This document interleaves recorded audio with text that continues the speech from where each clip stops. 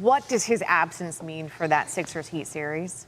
It means a shorter series for sure. And if the Miami Heat are going to play against Sixers at least 2 games without Embiid, that's a real opportunity to be up 2-0.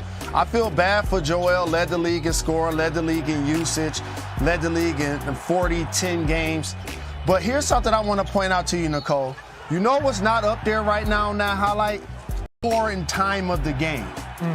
Philadelphia was up 29 points with less than 4 minutes to go. I remember watching the game thinking, why is he still in the game? Why is he in the game? That's number one. But here's number two. You got to finish series when you can. The Toronto Raptors were so banged up and injured at the beginning of this series, Philadelphia had a chance to close it out in Game 5. You know what they did? They went home and lost by 25. So now you got to go back to Toronto and play another closeout game, and your MVP candidate gets injured late in the game. And now you have to go to Miami to play the next series without him. Game 1 there, by the way, is Monday. Like I said, it's also in Miami. Mr. Jalen Rose, thank you very much. Thanks a lot. Appreciate the love. Big story out west, the advancement of Memphis out east. The Sixers begin the Eastern Conference semis on Monday in Miami without Joel Embiid, recovering from a right orbital contusion, mild concussion in the series clincher over Toronto Thursday. He's out indefinitely.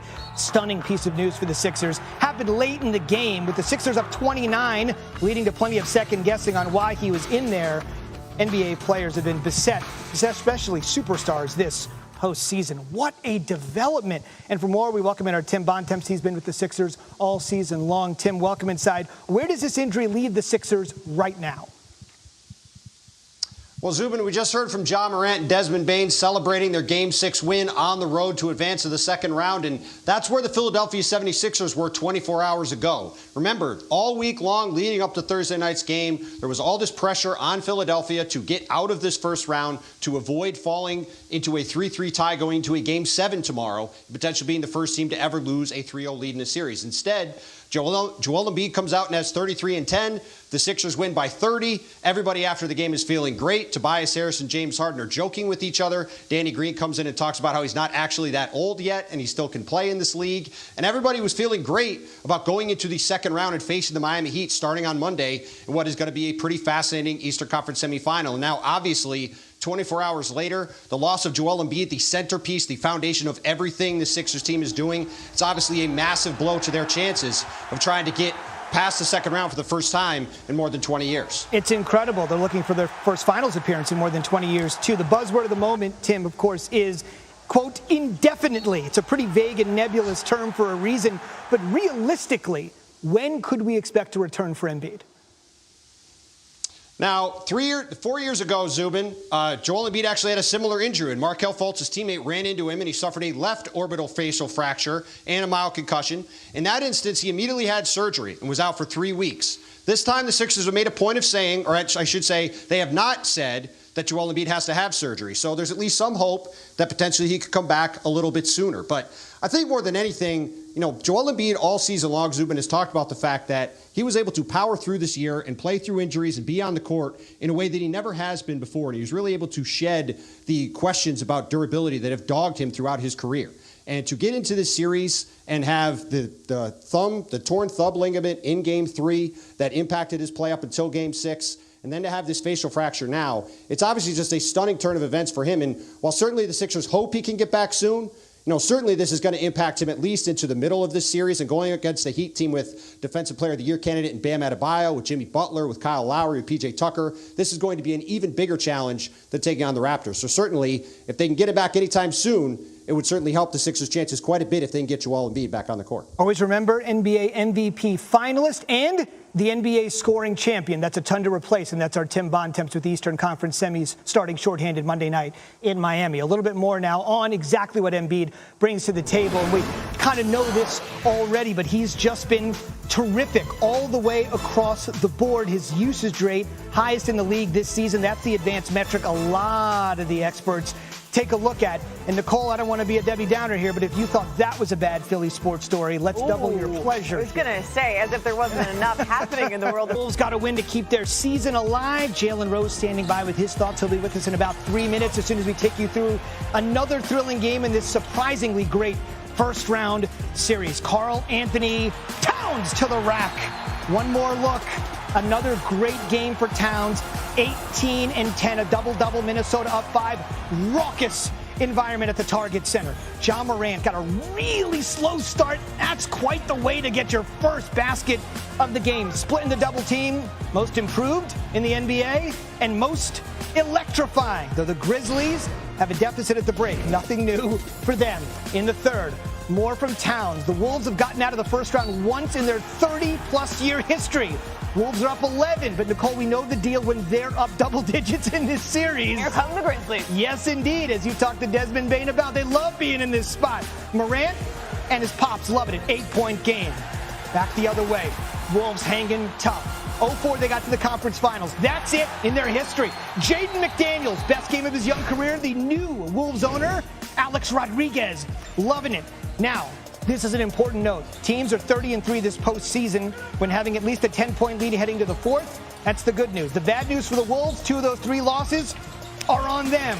Oh, I'll tell you what. McDaniels came to play. The kid from Washington had 24. Just absolutely terrific. And then Towns back up 7.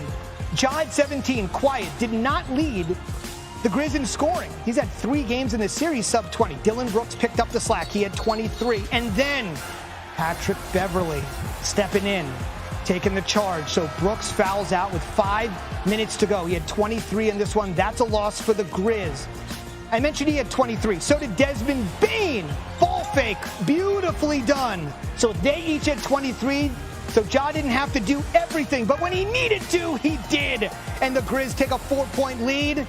They hold on. They get Golden State at the Grindhouse Sunday afternoon on ABC. It's now a 1-point game. Jones. Yes. Oh, Grizz back up 4. Jordan McLaughlin had himself a very nice game off the bench as well.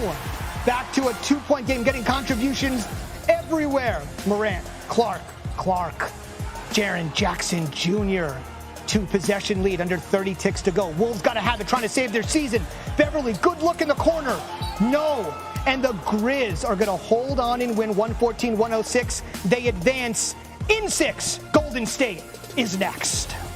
We now bring in Jalen Rose. Look, Karl Anthony Towns was 6 for 19 in this one, 0 for 3 from behind the arc. What did you see from him tonight? Well, Karl Anthony Towns only had 9 points at halftime, when Anthony Edwards had 20 points at halftime. And your all-star player, your all-NBA performer, not only does he have to be very dominant and productive, but consistent when it matters most. And the one thing I want to compliment Minnesota on was making it to this point. It was great to see McDaniels play quality minutes, McLaughlin play quality minutes. But let me look a little deeper into now what's next for Minnesota.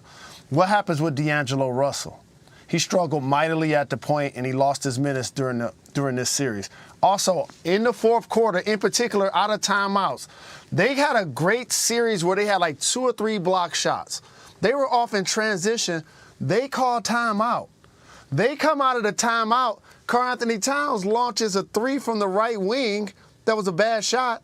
And then the next possession, he shoots from further a 3-point shot. That was a worse shot. So for Minnesota, if you're the first team to lose double-digit leads in the series 3 times, that's a historic feat. You have to also be playing basketball unintelligently. And I want to also acknowledge that. And last but not least, the ball finds you sometimes when you don't really want it. And that 3 that Pat Bev had in the corner, everybody out there, when you saying too small when you make shots and you get a chance to talk your talk when your squad is winning, he had a chance to make a big shot that would have put him down 1. He missed the shot. The Memphis Grizzlies advance. The Grizzlies do advance, but I was sort of joking with Desmond Bain at the top of the show here right after the game. The Grizzlies get in a hole, and it's almost like they're most comfortable when they have to fight back. They were also the best team in the fourth quarter. So when you look at this series as a whole, how were the Grizzlies able to pull this off? They actually play defense, and they do it with toughness and tenacity.